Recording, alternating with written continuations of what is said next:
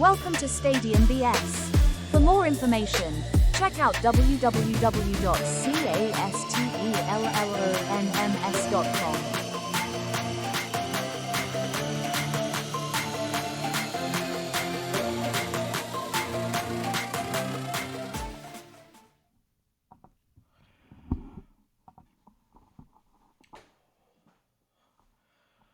Good afternoon, good evening, good morning from anyone around the world that has listened to this podcast on podcasts everywhere or watching on YouTube. This is Frankie Castellan. I am the host of Stadium BS, your one-stop shop to hear my rants and raves about stadium news, in addition to why I love the game of baseball, which is going to be the topic for today. Before I go any further, check out www.castellonms.com. I am selling everything, including the kitchen sink. And even my hair follicles to a rich white man that's going through a midlife crisis that has a few dollars to spare. I'm willing to give that up because sometimes hair, it's a lot of hair. I don't need that much hair. And when I shave, guess what? It grows back even more and more, thicker and thicker, and then now, grayer and grayer. Anyway, so with that being said, check out the site. It's on the screen right now. And let's talk. Let's have a discussion. All right? Why I love the game of baseball. So I'm going to tell you a story. We're going to go back to when I was 5, 6, 7 years old. So around 92, 93. When I was in I'm gonna say pre-K, kindergarten, first grade.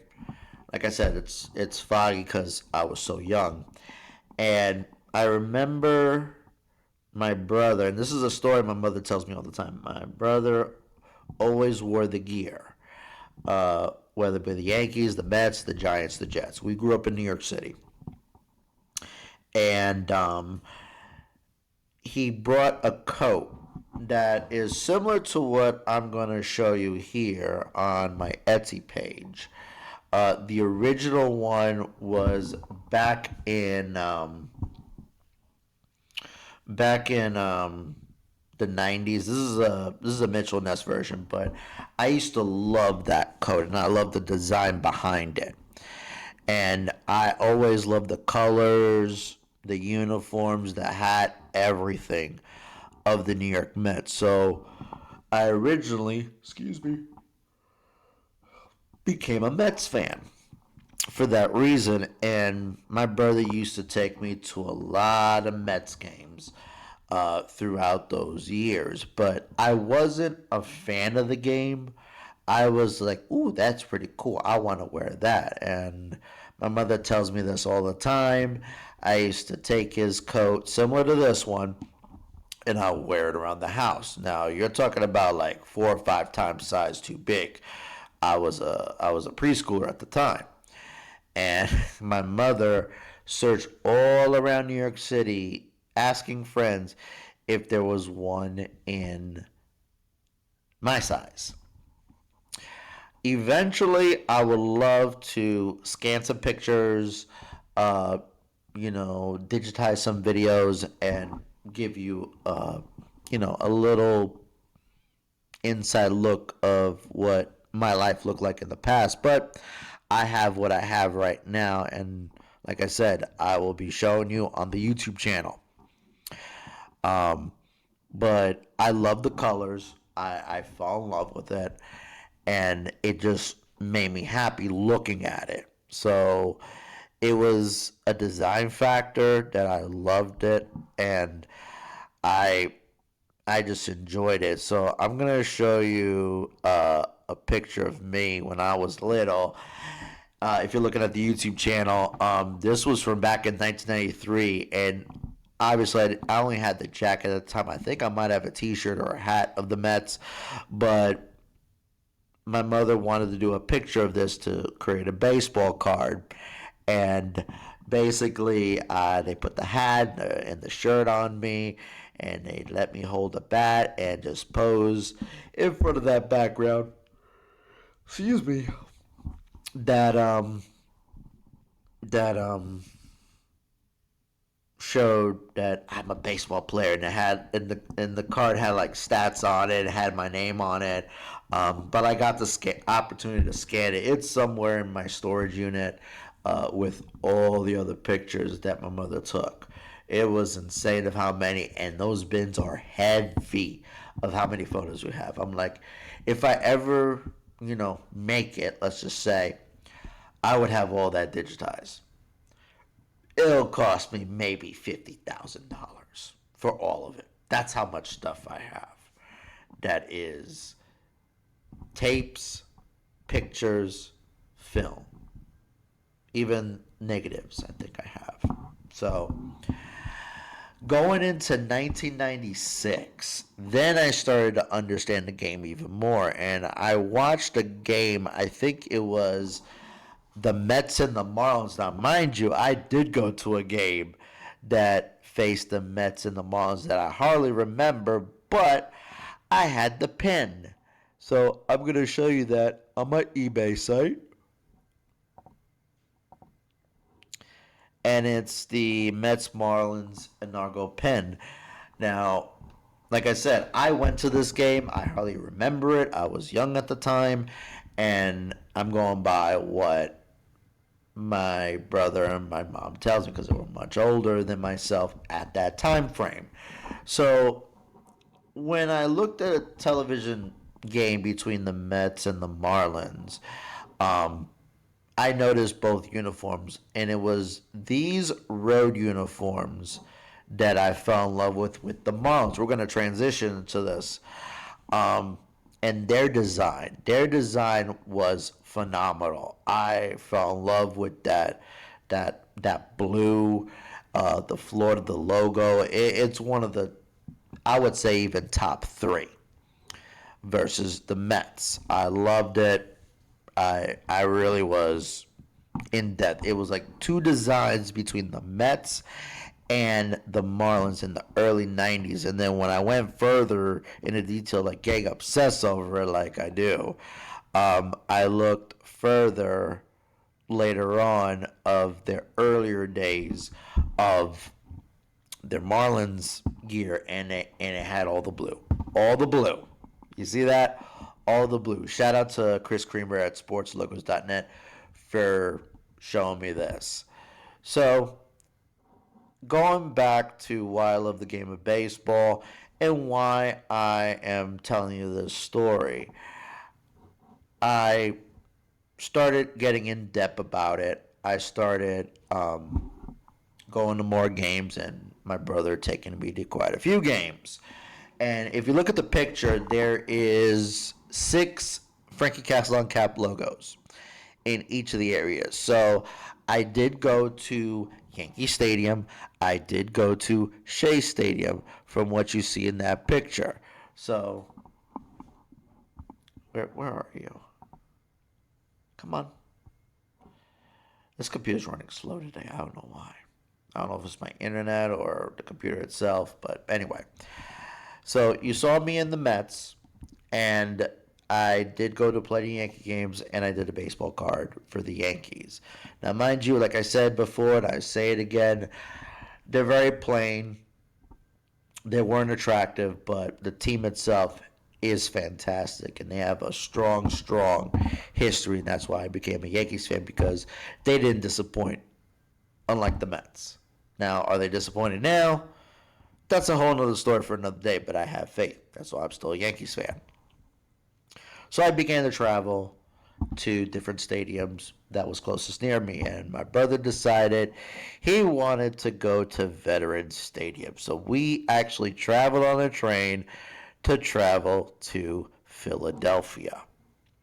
So we traveled over to Philadelphia, and we went to Veterans Stadium, and it was really, really hot that day. I think I should have got sunscreen. My brother didn't get sunscreen. And it was a real hot day. We were towards left field. I'm sorry, yeah, left field, towards my left. And we were in the upper decks, and it was just really, really hot that day. I don't even remember who they were playing. But one thing I remember, and I think my brother still has it, is he got me a baseball cap. of the Phillies, as a souvenir. And it was this logo that intrigued me, and I still remember it was the alternates that they hardly used, and it had that star on the piece, so it brought memories of that for me as we speak. So it was just fun. It was a calming atmosphere. I'm like, certain days, uh, certain games, it would be, really rowdy atmospheres. Like, for example, Red Sox and Yankees. I've been to those, and those are really rowdy crowds, whether you be a Boston fan or a New York fan. So I've experienced that. I've experienced Met games that were pretty rowdy. Once they got into the later years of being the black, oh my goodness, their popularity grew from the early 90s when they were just an awful team. So after that, my mother made the decision to move to Florida for her job. So we traveled to Florida, and this is when I was really in the moment of enjoying baseball. And now I'm like, I went to my last Mets and Yankees game. I fell in love with all the colors. I'm like, I even got the gear. If as you can see here, the Mets, John Franco. That's it's really really nice, and it was awesome to have. But like I said, it's just stuff, and a lot of it's on my Etsy, a lot of it's on my eBay. I even witnessed two perfect games. One for David Wells, which is this Beanie Baby. It was Beanie Baby Day that has the card and everything like that. Take a look at that online. And the following year with David Cohn, 1999, and it was Bob Shepard Day, if I remember correctly. I don't know where that pin is. I think it's with my brother. So we moved to Florida, and we went to Tropicana Field. So, Tropicana Field, we know what's going on currently. I don't have to repeat that. But I've had my, experiences over at the Trop. I'm like, the first time I think they were in their green uniforms in 2001. And it was deader than a doorknob because they were a god awful team. Way before 2008. And I went to a couple games. They were cool. I got to be close up with the players and took pictures with them. And those are pictures I really need to scan and show. Because I'm trying to remember who the players are at the time. Excuse me. Oh my goodness. I'm very tired. It's been a really, really tough morning. So, anyway. So, I did my share at Tropicana Field. And I pretty much, I didn't care for it after 2002. And I have been gone for a few years. I would say almost, let's say, from 2002 to probably 2009. So you're looking at a 7 year gap, which I really didn't care for. I was going through my dark times at the time, and I wasn't really into the game until everything hits the fan, and I went back to my refuge, which is the game of baseball, and that's where you see me in the picture at a Rays game, enjoying it by myself. It's like I said, it's a calming experience for me. It's like my peace. It's always been my peace. Okay, I have taken pictures. I've witnessed games. I've dressed in many little outfits that I got along the years. Me and my Rays gear. Um, I do have this hat for sale in a combination of a jersey that I have on Etsy. It will be right here. And basically enjoyed my time in Tropicana. So as I got older and I started to save a little money, get a little credit, help from my family. Um, trying to reestablish my life after, everything hit the fan with my life. So I managed to take a drive over to Miami. Now, remember, I fell in love with the Marlins logo, but they changed it over to this logo. And in 2012, they made that change once they moved into Marlins Park. Now, the reason why I'm showing you this is mine, but I want to sell it out because it's just collecting dust in my storage unit.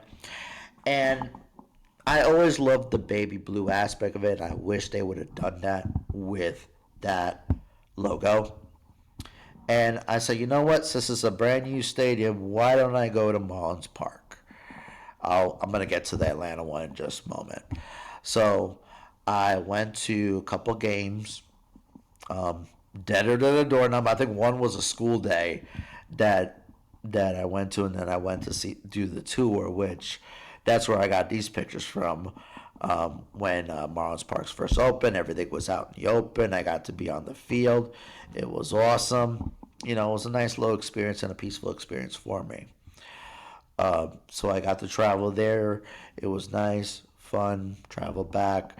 I took my mom later on, and we went to watch the World Baseball Classic over in Marlins Park. Got to pose in front of the trophy, and it was fun. So I went back to 5 stadiums. 1, 2, 3, 4, 5. Here's number 6. Number 6 is back in 2012. We visited some friends and family over in Atlanta. So, what does my instinct say? I want to go to a Braves game. So, I did a couple times. And I did not go to Truist Park. Just to let you know, I have not been to Truist Park. I've driven past it, but I've never been to Truist Park. Eventually, I will make the time to go. Right now, it's not in the cards. But I did go to Turner Field. And Turner Field was nice. Turner Field was. The neighborhood itself wasn't all that great, but that's getting redeveloped thanks to Georgia State. But it was a nice facility. It's beautiful. It, has their chop house. We went there. My complaint about that one was they rushed us out like after we ate. They wanted to like circulate the tables, like hurry up, okay, next people, hurry up, next people. It's like a real fast paced restaurant, and you're looking at maybe 30, 40,000 for a weekend game. So I got to pose in front of the Yankee Stadium emblem at Turner Field. It was fun. Really nice stadium. Um, I'm like, I don't think they should have replaced it, but it worked out on their end for the Braves. So I traveled there, which will be my sixth ballpark, and I enjoyed all of it. I felt at peace going to major league games, feeling at peace going to minor league games. So, why I love the game so much? I love the game so much because it brought me peace. It brought me an escape. Same thing with wrestling. Wrestling brings me peace. It's easy to watch. It's an escape. Why I am mad at them.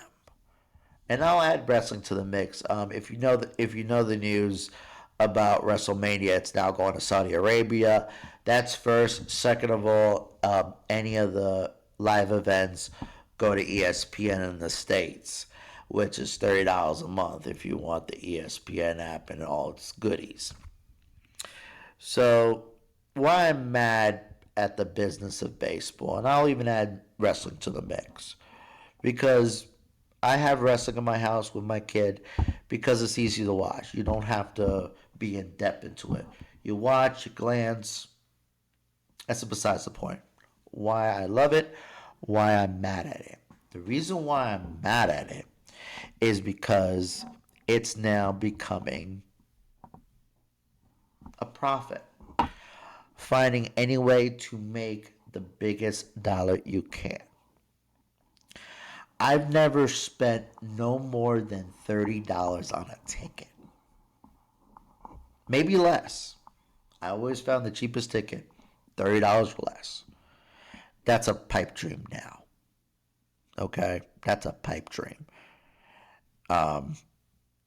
I remember my brother taking me to a Yankees game, and I'm like, we usually sit nosebleeds because they were affordable.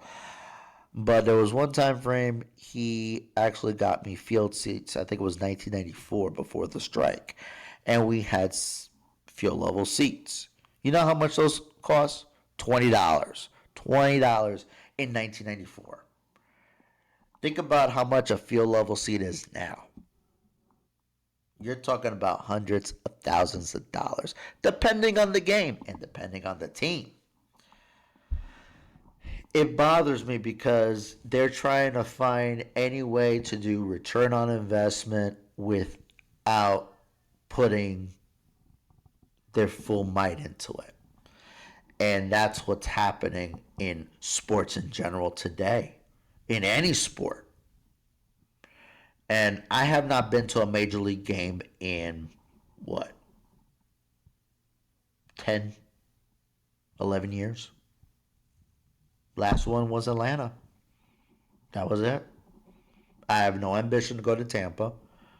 Maybe for my friends. I'm like, if they ever invite me down, or if we take a vacation down there, catch up with some old friends. I know two in particular I would love to see again that are very close. But I have no ambition to go to a game, especially at Tropicana Field after the hurricane. I hope that people do go to Tropicana Field, but let's see what the condition is now after it's been redone with the roof. I don't know. I really don't know. I have no ambition to go to Miami because they have a crappy team. I really don't even have ambition to go to Atlanta. Eventually, I would like to. And if expansion hits, and I'm going to say that's going to happen probably 2030, 2031. Maybe the Manfred will guarantee, and this is from my opinion, I'm not saying it from any sources. I say 2029, he will make that announcement of who the expansion teams are going to be. Whoever they may be. I would love one in Charlotte. It's not in the cards. I never saw a ownership group for that. So, never mind. You have Raleigh, you have Nashville near me. Both are what, 4-hour drives? It's centralized, but I'm not going to step forward in that because it's not worth it. I was going to go to the Speedway Series, but it wasn't worth it. It wasn't worth the drive. You have to give me good reason and a great deal, or even an invite, just to show how much of a good business you are, how much you care for the fans. I don't see that. So why give my money? I'll give my $7 a month for MLB Network. Fine. I'll watch my MLB Network, highlights of some games, listen to the games while I'm at work, which that's starting to dwindle down because it's gotten so frustrating with the standings, in my opinion. So I still do love the game, but at a marginal level. Like I said, it's a nostalgia feel. These old cartoons, these old movies that you watched as a kid. Sports, when you watched as a kid with your family. That's all it is, a nostalgia feel. And I want to go back to that. But you know how time works. You never could go back to the way it was. I'm happy here in Greenville, South Carolina. I never really want to go back to New York. I never really want to go back to Florida because you cannot go back on the past. You can't. I visited New York a couple times, and if you look at my TikTok or whichever social media I have, You saw my footage from 9/11, which was last week, 24 years ago. I went there with my mom in 2002. So a year and change after 9/11 happened. And I showed you footage of what the results are, of what progress. And you saw that big crowd. But the big crowd is full of silence. So, and then you hear a little violin saying, "God bless America." I wasn't going to put any of that because it was distorted. That's why I did Amazing Grace on the video. You can't go back to the way things are. You can't. And I know this is convoluted, but I love it and I hate it. I really do. I love it and I hate it. I can't go back to the way things are. There's no way. Time's evolving. I took my daughter to quite a few games, but games evolve because you need more of an attention span to bring people to the ballpark, like a playground. Like,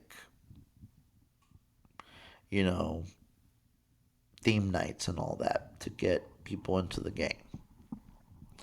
And that's just the way it is today. Sorry to say.